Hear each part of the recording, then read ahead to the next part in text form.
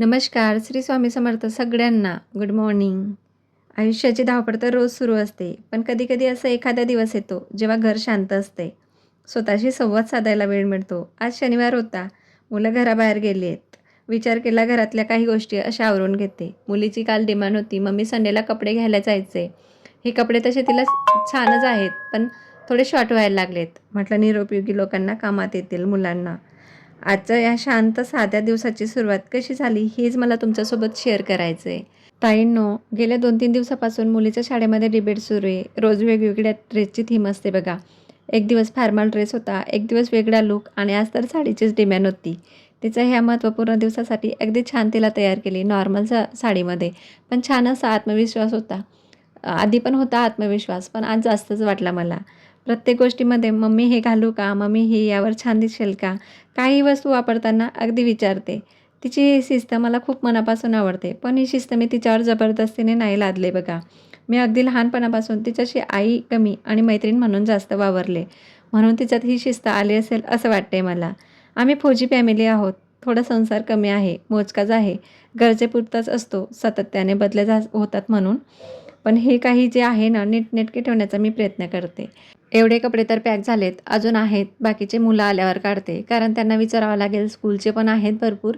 तर त्यांना विचारते आणि त्यांना सोबत घेऊन जाते. म्हणजे त्यांना त्या गोष्टीची जाणीव पण येईल. मैत्रिणींनो, प्रत्येकाकडे तर मशीन असते. पण मला वैयक्तिकरित्या ना हाताने कपडे धुतलेले कधी पण चांगले वाटतात. कारण जेवढं मशीनमध्ये मळ निघत नाही ना, तेवढं हाताने स्वच्छ निघतात कपडे. कुणी-कुणी काय करतंय मशीनमध्ये कपडे धुतंय, परत शूज पण टाकते बघा. पण शूज टाकून मला असं वाटतं हायजीन एवढी राहत नसेल, म्हणून मी शूज जास्त अशी मशीनमध्ये नाही, हाताने ब्रशनेच धुते बघा कधी पण. आज ऊन भरपूर छान होतं. म्हटलं थोडंच 5च मिनटं राहिलं, लगेच पाऊस सुरू झाला. म्हटलं उन्हात शूज पुसून ठेवून देते, कारण वॉश नाही केलेत. वॉश केले तर त्यांना तर रोज तर पाहिजेच असतात शूज.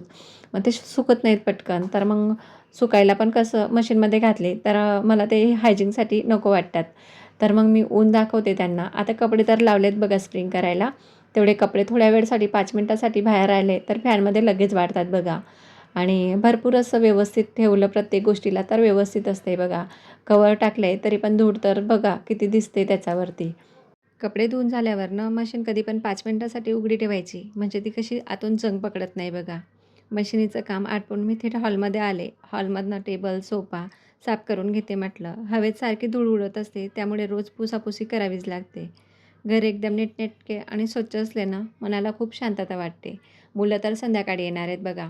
तोपर्यंत म्हटलं सगळं आवरून घेते आणि मस्त छान अशी बुक वाचत बसते. हे प्राणी हिलिंगचं बुक आहे. हे मी आहे ना फौजी साहेब जेव्हा इथं पोस्टिंग होते ना, तेव्हा 3 का 5 दिवसासाठी प्राणी हिलिंगचा कोर्स करण्याची संधी मिळालेली बघा. तेव्हा आम्हाला खूप अशा गोष्टी शिकवलेल्या, जसं की आपली स्वतःची ऊर्जा कशी वाढवायची, एनर्जी, इतरांचं दुःख त्रास होत असेल, ते ऊर्जेने कसं कमी करायचं. आजी जेव्हा वेळ मिळतो, तेव्हा हे पुस्तक मी आठवणीने वाचते बघा. खूप वाचायला पण खूप छान आहे आणि काहीतरी नवीन शिकण्यासारखं आहे त्याच्यात. मनात एक शांतता पण निर्माण होते बघा याच्याने. तर ती पुस्तक मी इथं पुढेच ठेवते आणि दिसायला पण छान दिसते. एक बांबू असा ट्रे आहे डीमार्टमधून आणलेला, त्याच्यातच ठेवते आणि त्याला एक पॉट आहे फ्लॉवरचा, ते सपोर्ट म्हणून तिथं ठेवते. म्हणजे ते कसं इकडे-तिकडे पडत नाहीत आणि दिसायला पण एकदम मस्त दिसते. इथं पाण्याने सजवलेलं एक हे पण होता, मनी प्लांट पण ठेवलेला. पण ते लॅपटॉप कसं मुलं बाहेरच पुढेच ठेवतात अभ्यासासाठी, तर मग मी तिथं म्हणजे पाणी वगैरे सांडलं जाईल म्हणून मी त्याच्यावर काही पॉट ठेवत नाही. तर हे एक्सपायरी झालेले औषधी कधी पण चेक करून घेते आठवड्यातनं एकदा. कधीतरी इमर्जन्सीला नाही तर लागले तर मुलं पण घेऊ शकतात ना, मग मी आठवड्यातनं एक्सपायर झालेलं काढून घेते बघा. तर डस्ट तर भरपूर येते. कुठून येते कुणास ठाऊक. विंडो आहे भरपूर मोठी, पण आता पावसाचा मोसम तरी धूळ तर येतेच बघा घरात. आपला किचनचा फर्निचर असो किंवा सोफा असो, हा काळपट किंवा पांढरट नको पडायला पाहिजे, याचा कलर नको जायला पाहिजे. म्हणून एक टिप देऊ काय तुम्हाला?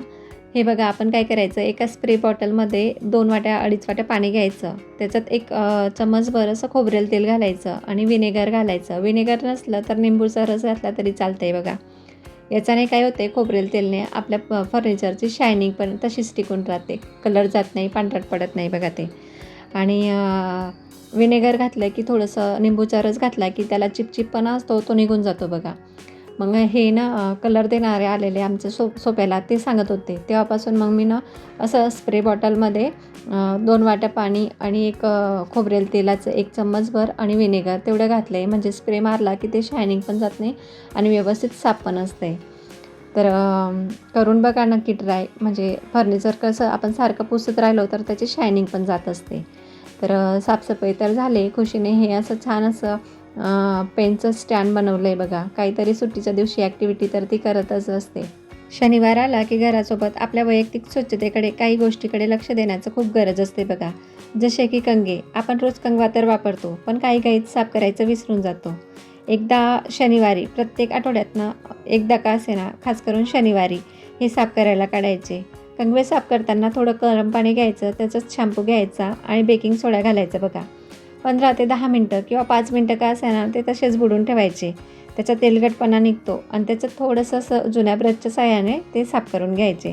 त्याच्याने ते तेलकटपणा तर निघतोच, त्याच्यात जे असं नव्यासारखं शाईन पण मारायला लागून जातात बघा ते. तर शनिवार ते शनिवार मी कंगवे धुवायचं विसरत नाही. म्हणजे मुलांचा आणि माझा स्वतःचा डॅन्ड्रफ होण्याची शक्यता कमी असते बघा त्याच्याने मग. आणि मैत्रिणींनो, एक मस्त आयडिया देईल बघा तुम्हाला. हे आपल्याकडे असे बॉक्स असतात, तर आपण काय करतो फेकून देतो.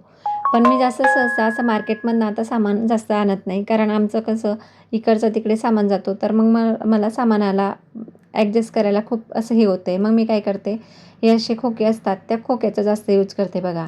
तर असे मला किचनसाठी भरपूर असे क्लॉथ लागतात. तर ते क्लॉथ इकडे-तिकडे कुठं ठेवायचे ते मला सापडत नाहीत.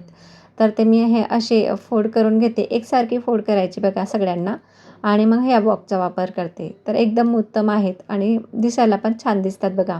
आम्ही फौजमध्ये असल्यामुळे ना आमची सतत शिफ्टिंग होत असते. त्यामुळे जास्त सामान वाढवून चालत नाही बघा. मार्केटमधून महागडे क्लॉथ किंवा ऑर्गनायझर्स किंवा भांडी विकत आणण्याऐवजी मी घरातील रिकाम्या बॉक्समध्ये अशा जुन्या वस्तूंचा वापर करून सामान व्यवस्थित ठेवण्याचा प्रयत्न करते. सामान कमी असेल ना, शिफ्टिंगच्या वेळी पॅकिंगचा त्रास कमी होतो बघा. आणि घरालाही अगदी नीटनेटके राहिले तर जुन्या वस्तू टाकून देण्यापेक्षा असा स्मार्ट वापर केला तर पैसेही वाचतात आणि वेळही. तुम्हाला माझी ही सोपी आयडिया कशी वाटली मला नक्की सांगा. एकदम मस्त दिसतो. हे आपण कपाटात किंवा मग आपल्या फर्निचरचा एका कोपऱ्यात ठेवलं तरी एका हातात लगेच हात लावला की लगेच वस्तू सापडते बघा. एकदम मस्त दिसतात दिसायला आणि काढताना एकदम मस्त पण दिसतात.